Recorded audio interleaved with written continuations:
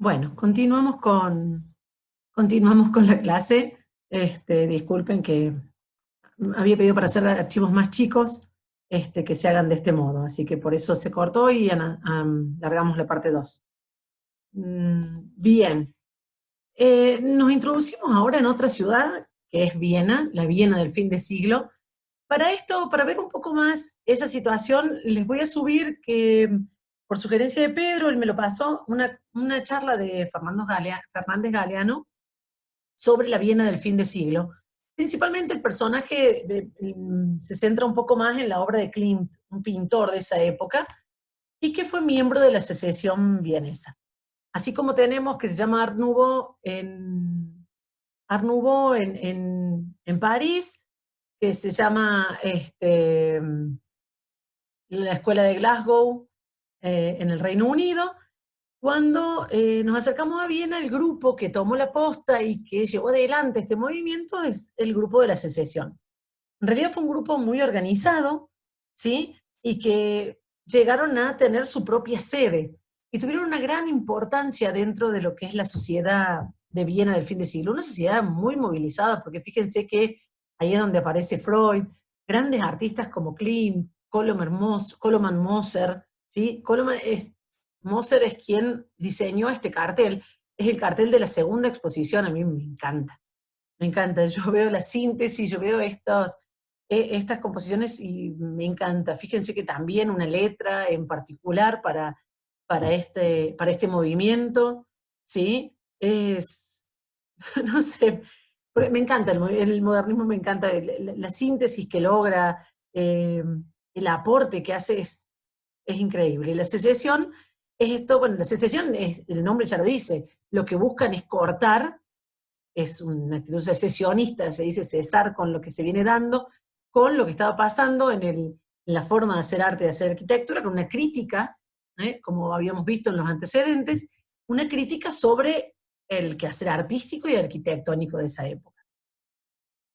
Este es lo que vemos ahí en el gráfico, en el dibujo es el edificio propio de la secesión, ¿sí? Son 19 los participantes que inician formando entre arquitectos, artistas, que forman el grupo de la secesión. Entre ellos nosotros vamos a ver a Wagner, vamos a ver a Hoffmann, Olbrich. Wagner es un arquitecto más grande en realidad, pero que supo ver lo que estaba pasando en este momento y sumarse a este movimiento. Un arquitecto aparte que trabajó recuerden que hasta las que se desata la Primera Guerra Mundial, Austria, el imperio austrohúngaro, era un imperio, tenía un emperador, o sea que había una monarquía parlamentaria, etcétera, pero una monarquía quien gobernaba. Entonces, trabajó mucho para la monarquía y también tuvo muchos encargos privados. Y a sus 60 y pico de años, porque cuando él se suma ya tenía 60 años, logra también transformarse en moderno. Klimt, Koloman Moser, como les dije, formaban parte de esto. Freud también participaba de las reuniones de la secesión, y también otro arquitecto, Adolf Loos, que se suma y después se abre del movimiento secesionista, pero nosotros a Adolf Loos eh, lo vamos a ver como parte de los grandes maestros del movimiento moderno, porque en realidad Adolf Loos sí logra hacer una ruptura, y principalmente en lo que hace la característica espacial de las obras, en el espacio. Ya el espacio de la obra de Adolf Loos es moderno, entonces lo vamos a ver con los arquitectos del siglo XX, pero también formó parte en algún momento de este movimiento de la secesión. Bien, este es el edificio, como les decía. Fíjense, bueno, cuando estuvimos había una muestra sobre la obra de la Casa Rosada. Esto es la Casa Rosada en Buenos Aires, de una exposición que había. Este es el edificio que hacen, es un edificio que es un edificio de exposiciones, ¿sí? Para hacer las exposiciones de las obras y para darle un espacio al arte que ellos hacían, ¿sí?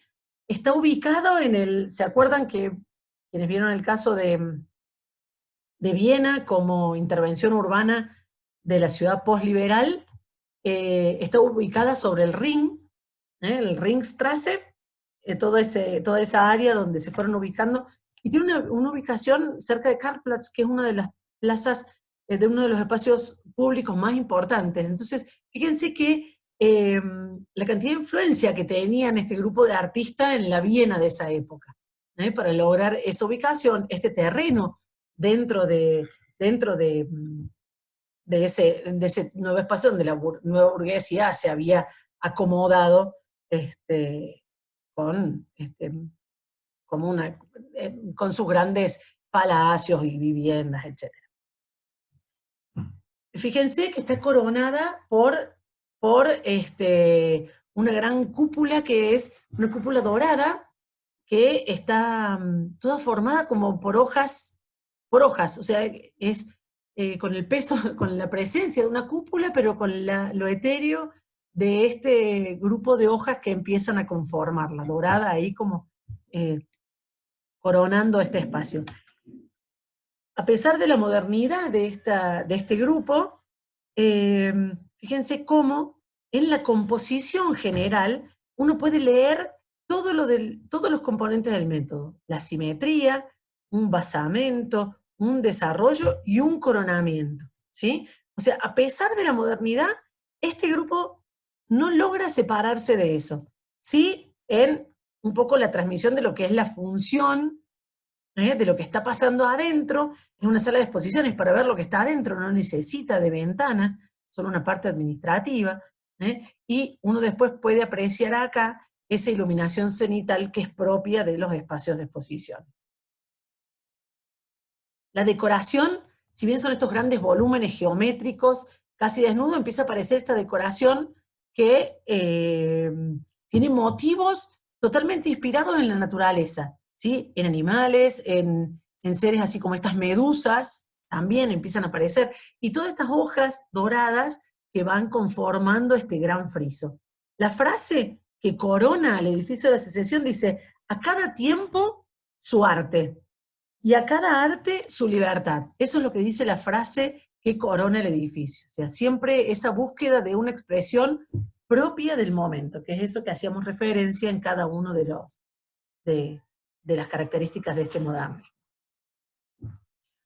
Perdón, yo no sé si les dije, pero quien diseñó este edificio de la Secesión es Olbrich, Joseph Olbrich, y este es uno de los sillones que él diseña. Fíjense cómo en el diseño de los muebles empiezan a simplificar la forma y la calidad, ¿no es cierto?, del diseño, la belleza que tiene con esa, o sea, empezar a despojarse de eso, sino que el material mismo, esa madera que está abajo, es la que se expresa, la misma envolvente con ese contraste en el color negro, contra el blanco del tapizado, pero con formas geométricas que se expresan tal cual, en toda su expresión. Otro de los arquitectos de la Secesión es, como les dije, Otto Wagner. Otto Wagner era el más grande,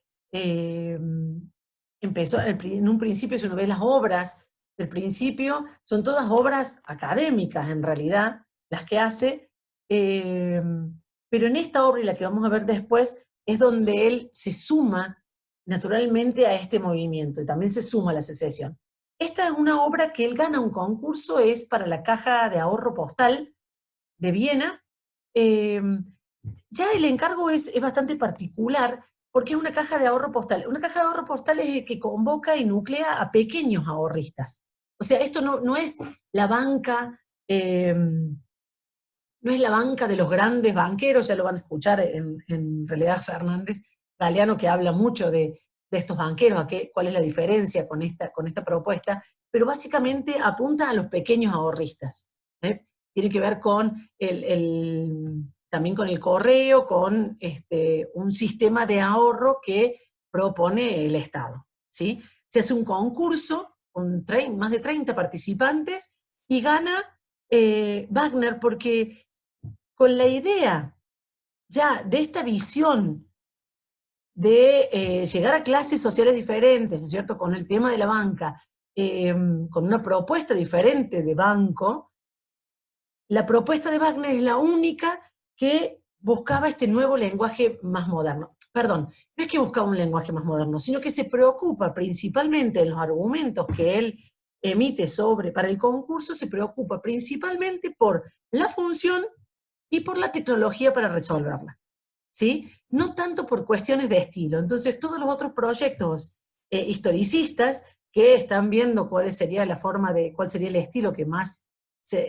apropiado para esta tipología, Wagner deja de lado el tema del lenguaje, simplifica muchísimo el lenguaje, porque fíjense que lo simplifica, son como grandes muros cuando uno ve acá, casi vacíos. Ya vamos a ver cuál es el tratamiento que hace de estas placas de piedra, son placas de mármol que revisten la estructura de ladrillo y que tienen como un perno, un tornillo, revestido en aluminio, porque es uno también de los primeros que empezó a usar el aluminio. Todas estas esculturas están realizadas también en aluminio, porque es un metal que no necesita tanta limpieza, por eso también lo implementa. Entonces pone de manifiesto también esa era industrial, esa era del perno, del tornillo, de la máquina, de la fabricación industrial en estos planos. Entonces son grandes planos y todos los temas que tienen que ver con los frisos, son frisos que tienen un lenguaje, primero que también tiene que ver con estas grandes victorias aladas, ¿no es cierto?, que aparecen, y con los símbolos de este nuevo momento, igual que acá con la moneda, ¿sí? Símbolos y abstracciones geométricas, y todo este friso también está hecho en aluminio. Entonces, su despreocupación por el lenguaje, su preocupación por la función específica de este edificio es lo que le lleva a ganar el concurso. Fíjense, el espacio principal es como una gran base, un gran espacio basilical con una doble altura, ya lo vamos a ver, un ingreso, una doble altura, y después esas naves laterales en donde están las funciones específicas de lo que es la banca. La transparencia en lo que es el cerramiento arriba y en el piso para que permita la iluminación de todos los espacios.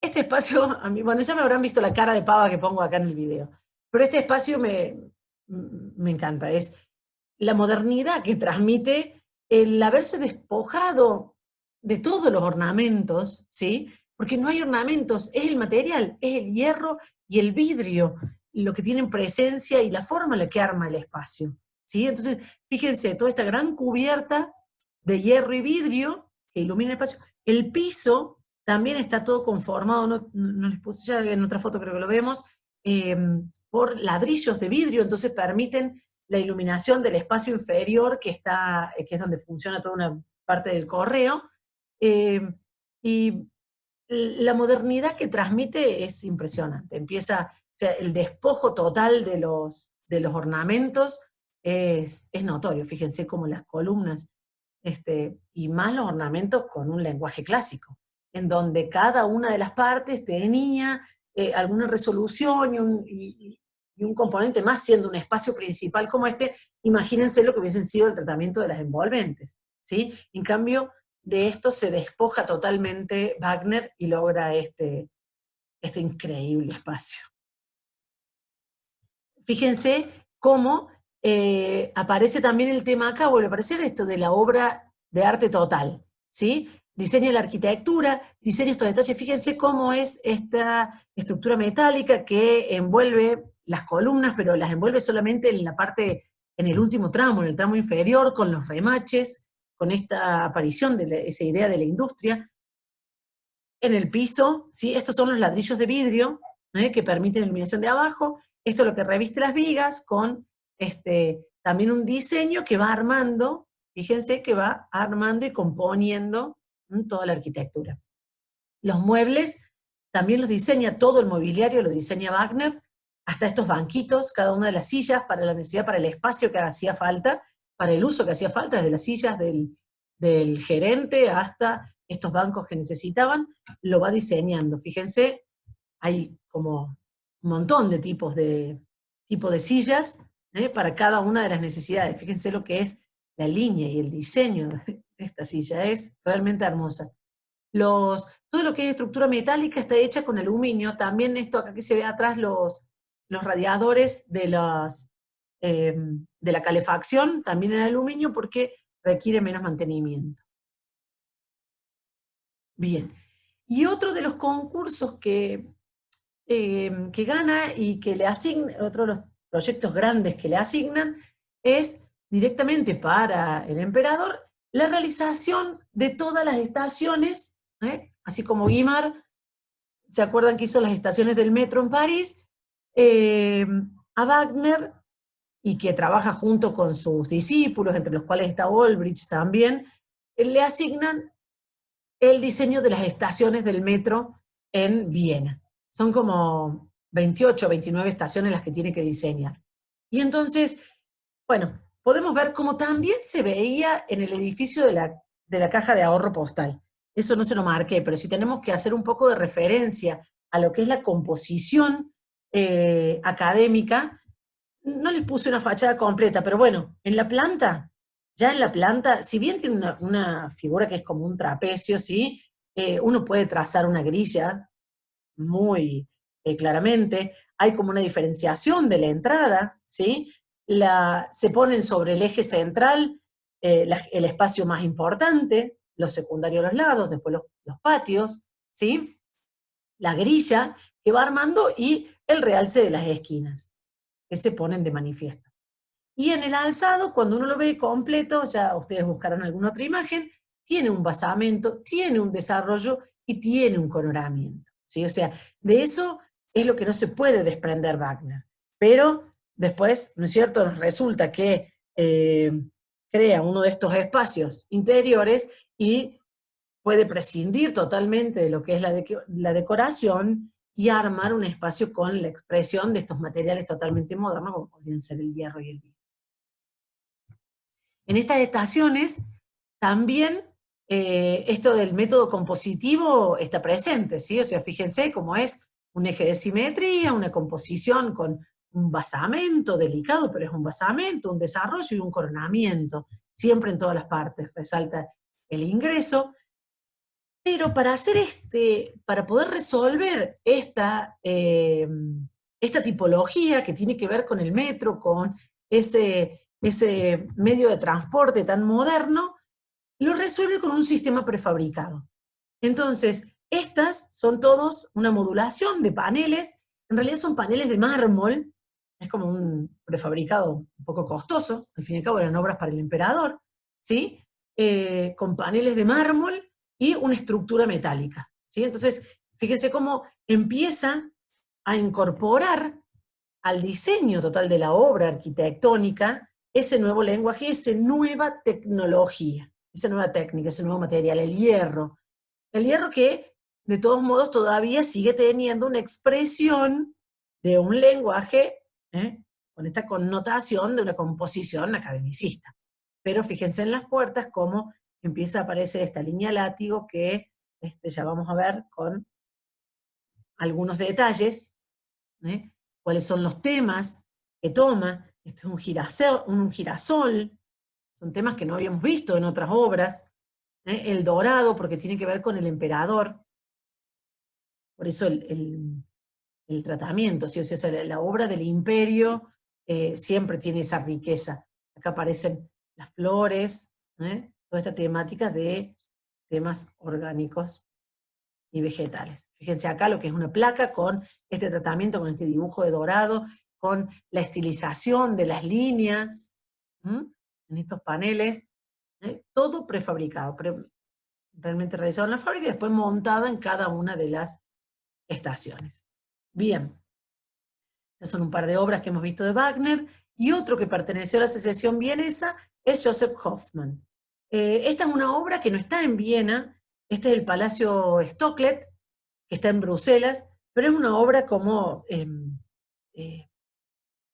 con una escala importante, ¿sí? Porque es un palacio para esta familia, y fíjense cómo empieza a trabajar con estas formas geométricas, con estos volúmenes puros, pero que que no solamente los pone de manifiesto los volúmenes, sino que aparte a cada uno de los volúmenes, fíjense que con esta línea de este color negro, o sea, con un contraste, con una idea de resaltar, pone de manifiesto claramente cuáles son los volúmenes. Perdón, salté muy rápido la imagen. Pone de manifiesto cuáles son los volúmenes que van componiendo a toda esta arquitectura. Y si bien acá vemos como un coronamiento de una obra, en la composición no aparece esa idea de simetría, ¿sí? Entonces, esto tiene como una composición también en forma de L, en forma de L, con un volumen principal, con una jerarquización de un espacio o de esa idea de articularlo con la esquina, ¿sí? Como hace el lote, lo articula con la esquina ahí como arma este volumen y cómo se complementa con el otro. Yo hago, sí, muevo las manos como si ustedes me estuvieran viendo, es el mouse con el que tengo que marcarlo. ¿Sí? Entonces rompe completamente con la simetría. Y al utilizar formas geométricas puras, no se queda conforme con ponerlas de manifiesto por su propia geometría, sino que también con esta línea negra las realza. Fíjense, esta es la planta, la composición general, ¿sí? Acá puede haber alguna parte que tiene, pero acá, perdón, en el segundo piso puede ser como con un cierto orden simétrico, pero en el conjunto general esa simetría es dejada de lado totalmente, ¿sí? Totalmente dejada de lado. Fíjense cómo vuelve a estar presente el tema del diseño de la obra de arte total, ¿sí? O sea, desde lo que es las macetas hasta, bueno, la composición de los planos, los cielos rasos. Y en lo que es la composición del plano vertical, bueno, ahí sí, y se ve también en las otras, en las otras imágenes, refuerza la idea de un basamento, un desarrollo y un remate. En ese podemos tener como alguna pequeña visión de lo que es la composición desde ese punto. Los temas que utiliza para una vivienda, porque esto al fin y al cabo es un palacio, donde aparecen estas esculturas con temas que no son propios de un palacio en sí. Y este es el espacio interior, es el salón principal.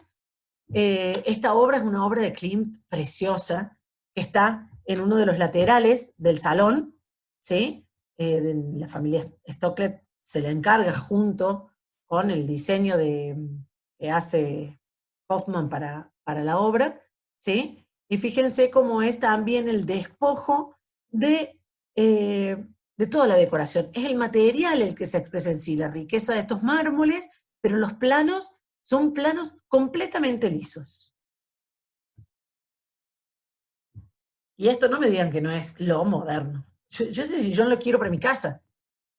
Este es un diseño de Hoffman, ¿sí? Este sillón, una interpretación más moderna del Chesterfield antiguo, ¿sí? Esto es realmente con esa geometría, esa simplicidad, esta pureza de formas que impresionan. Y un diseño de un juego de cubiertos, también de Hoffman, con una simplificación de la forma, una geometrización, nada. El detalle de los puntitos acá en la base, realmente impresionante. En el caso de este tenedor, no lo tienen todos, pero es como un pequeño tratamiento según la función que tenga cada uno. Bueno, todo el complemento y el diseño de esta belleza. Otra de las obras de Hoffman es el pabellón, el sanatorio de Puckendorf. Disculpen, esto de hacerlo todo como en vivo es un poco difícil. De Puckendorf es un sanatorio que es, bueno, en lo que es la composición, esto sí está a las afueras de Viena. Tiene cuando uno ve la composición general, tiene esa composición del método académico, ¿sí? El basamento, el desarrollo y el remate con una pequeña cornisa. Lo que sí, los planos empiezan a aparecer totalmente despojados de decoración, ¿sí? las cornisas son solamente líneas, el plano está totalmente vacío, y fíjense cómo, si bien hay una simetría general en la composición y un poco en las ventanas, ya las ventanas no tienen esa composición totalmente homogénea, sino que empieza a aparecer un poco esto de la función en relación, el aventanamiento en relación a la función, lo que estaba pasando adentro del edificio.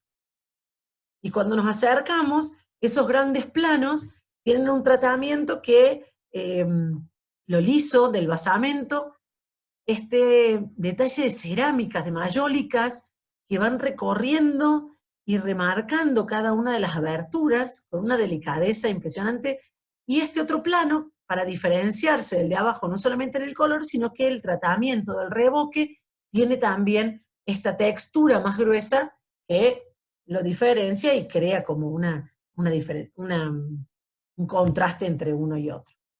En el espacio interior también el diseño total, fíjense que para este sanatorio crea el equipamiento, fíjense la simplificación de las formas, estos sillones que son un cubo, no sé quién dice que Mies era moderno, si ya había visto todas estas obras, los pisos, las lámparas, y este es un sillón de descanso porque muchos de estos sanatorios tenían que ver con el reposo y con